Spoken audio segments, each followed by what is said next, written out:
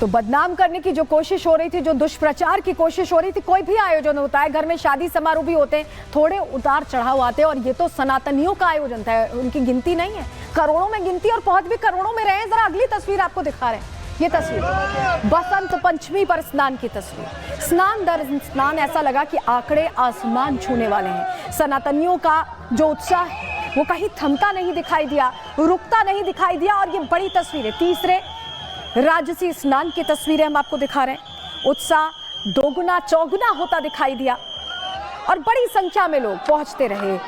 ये जो लोगों का सैलाब है ये थम नहीं रहा है, लेकिन इन स्नानों के बीच आपको बताएं कि कुंभ जाने की ललक लोगों के बीच दिखाई दी। और ऐसे में देश के कोने कोने से कुंभ पहुंचने लगे लोग। 8 फरवरी को 12 फरवरी को स्नान था, ऐसे में 8 फरवरी को एक हादसा भी हो गया। नई दिल्ली रेलवे स्टेशन पर भगदड़ हो गई।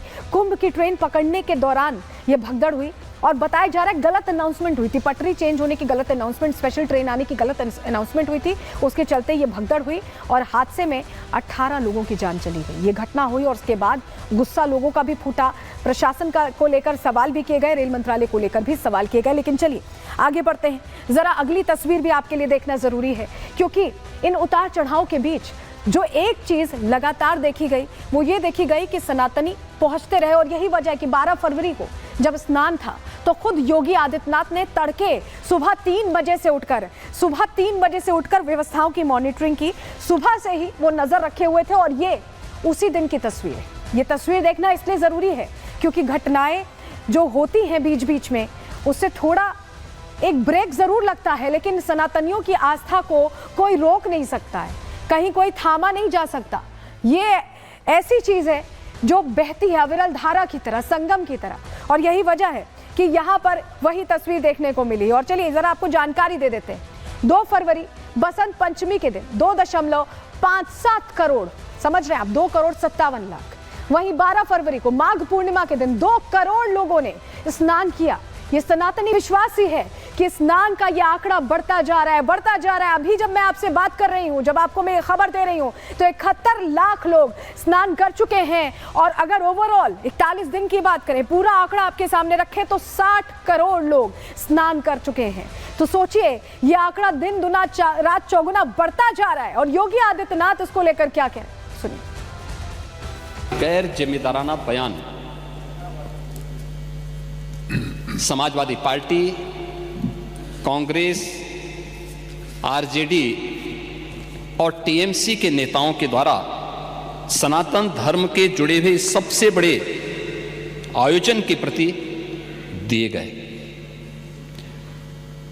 महोदय, मैं ये जानना चाहता हूं कि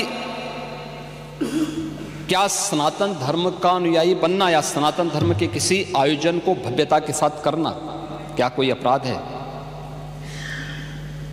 उस आयोजन को उन सीमाओं के साथ, उस आस्था को सम्मान देकर के आगे बढ़ाना क्या कोई अपराध है?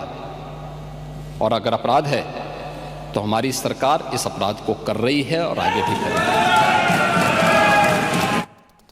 तो देखिए तस्वीरें बता रही हैं कि इंतजाम कितने भव्य हैं, लेकिन अब आखिरी इंतजाम है और उसके लिए कड़े इंतजाम किए गए आखिरी स्नान के लिए। चलिए जानकारी आपके सामने रख रहे हैं। देखिए 26 फरवरी का वो दिन है जब महाशिवरात्रि, और महाशिवरात्रि के लिए महातैयारी की जा रही है। महाकुंभ का ये अंतिम स्नान है और देखिए वीकेंड अभी भी है, तो अभी भी लोग लगातार पहुंच रहे हैं।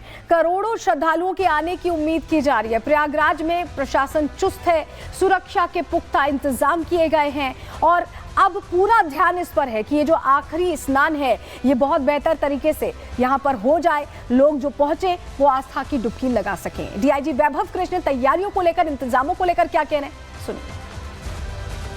पुलिस का डिप्लॉयमेंट किया जा रहा है। जितने प्रमुख मंदिर हैं उन पे सब पे डिप्लॉयमेंट किया गया है। सारे घाटों पे डिप्लॉयमेंट किया गया है। हमारे डाइवर्जेंस से लेंगे, हमारी पार्किंग से लेंगे।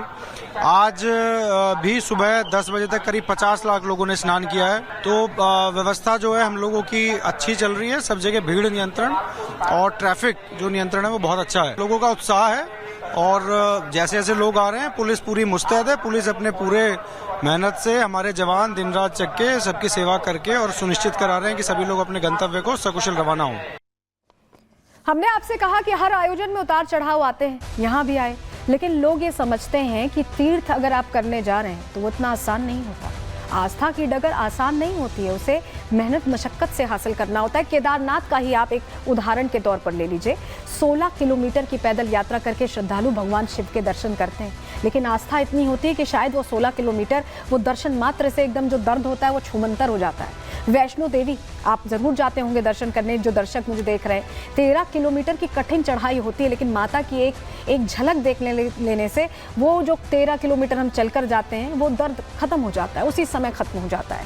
अमरनाथ यात्रा में भी 12 किलोमीटर की पैदल यात्रा होती है, लेकिन जो श्रद्धालु हैं, जिनके अंदर आस्था है, जो अपने शिव शंकर का दर्शन करना चाहते हैं, वो ये नहीं सोचते कि हमें 12 किलोमीटर चलना पड़ेगा, हमें कितना चलना पड़ेगा। और प्रयागराज में तो 6-7 किलोमीटर चलना पड़ा है, वो भी इसलिए कि व्यवस्थित रहे। तो यही वजह है कि जितनी भी चाहे राजनीति हुई, चाहे जो हुआ, लेकिन जो आस्था से डूबे हुए लोग हैं उनको ये सब कोई फर्क नहीं पड़ा और आंकड़े बढ़ते गए। अब जरा आप ये तस्वीरें भी देख लीजिए। ये जो महाकुंभ है, ये चाहे कोई आम शख्स हो, चाहे कोई सियासत के शिखर पर रहने वाले चेहरे हों, बड़े चेहरे हों, वो भी पहुंच रहे हैं। राष्ट्रपति पहुंचे, उपराष्ट्रपति पहुंचे, प्रधानमंत्री ने आस्था की डुबकी लगाई, रक्षा मंत्री भी आस्था से अछूते नहीं रहे और गृह मंत्री भी स्नान ध्यान करने पहुंचे।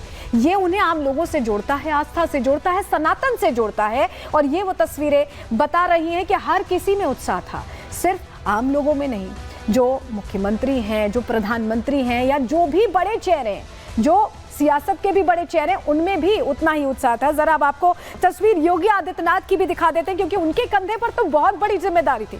करोड़ों लोग पहुंच रहे थे, लेकिन उसके बाद उन्होंने जब स्नान किया तो उनका ये अंदाज भी खूब चर्चा का विषय बना। सियासत भी हुई, लेकिन अगर आप इसे देखें तो एक व्यक्ति के लिए जिसने इतने बड़े आयोजन को सफल रूप से किया हो, तो उसके लिए तो ये आस्था की डुबकी और महत्वपूर्ण हो जाती है और खास हो जाती है। और यही तस्वीर सामने आई, कैबिनेट के साथ स्नान करते योगी आदित्यनाथ दिखाई दिए। और आप समझिए, हम आपसे कह रहे हैं ना कि ये सियासी चेहरे हों, अलग अलग लोग हों, हर कोई स्नान करना चाहता है और उससे बड़े बड़े उद्योगपति भी अछूते नहीं है। उन्हें भी बैकुंठ की प्राप्ति करनी है, उन्हें भी पुण्य कमाना है। जरा 3 तस्वीरें देखिए आपको यहाँ। गौतम अडानी, मुकेश अंबानी और सुधा मूर्ति, ये वो चेहरे हैं जो देश की इकोनॉमी को बूस्ट देते हैं।